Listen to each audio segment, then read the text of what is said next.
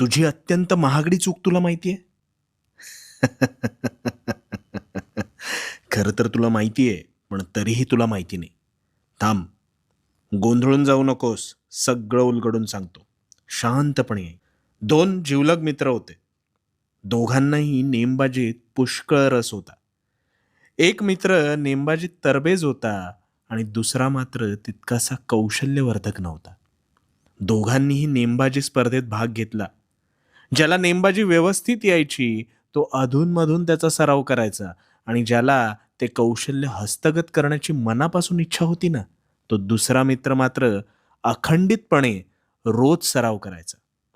आता काही दिवसात स्पर्धेच्या दिवशी हेच 2 जिवलग मित्र एकमेकांचे प्रतिस्पर्धी म्हणून एकमेकांसमोर आले आणि अखेरच्या फेरीत ही स्पर्धा मीच जिंकणार असा स्वतःला निपुण समजणाऱ्या पहिल्या